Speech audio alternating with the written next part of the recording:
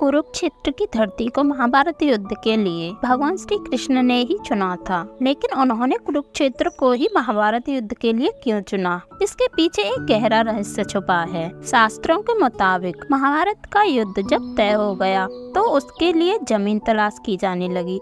भगवान श्री कृष्ण ने इस युद्ध के जरिए धरती पर बढ़ते पाप को मिटाना चाहते थे और धर्म की स्थापना करना चाहते थे। कहते हैं कि भगवान श्री कृष्ण को ये डर था कि भाई भाइयों के, गुरु शिष्यों के और सगे संबंधियों के इस युद्ध में एक दूसरे को मरते देखकर कहीं कौरव और पांडव संधि न कर लें। इसीलिए उन्होंने युद्ध के लिए ऐसी भूमि चुनने का फैसला किया था जहाँ क्रोध और द्वेष पर्याप्त मात्रा में हो। इसके लिए श्री कृष्ण ने अपने दूतों को सभी दिशाओं में भेजा और उन्हें वहाँ की घटनाओं का जायजा लेने को कहा। सभी दूतों ने सभी दिशाओं में घटनाओं का जायजा लिया और भगवान श्री कृष्ण को एक एक कर उसके बारे में बताया। उसमें से एक दूत ने एक घटना के बारे में बताया। कुरुक्षेत्र में एक बड़े भाई ने अपने छोटे भाई को खेत की मेड़ टूटने पर बहते हुए वर्षा के पानी को रोकने के लिए कहा, लेकिन उसने ऐसा करने से साफ इनकार कर दिया था। इस पर बड़ा भाई गुस्से से आग बबूला हो गया और उसने छोटे भाई को छुरे से गोद कर मार डाला और उसकी लाश को घसीटता हुआ उस मेड़ के पास ले गया और जहाँ से पानी निकल रहा था वहाँ उसकी लाश को पानी रोकने के लिए लगा दिया। दूत के द्वारा सुनाई गई इस सच्ची घटना को सुनकर भगवान श्री कृष्ण ने तय किया कि यही भूमि भाई भाई और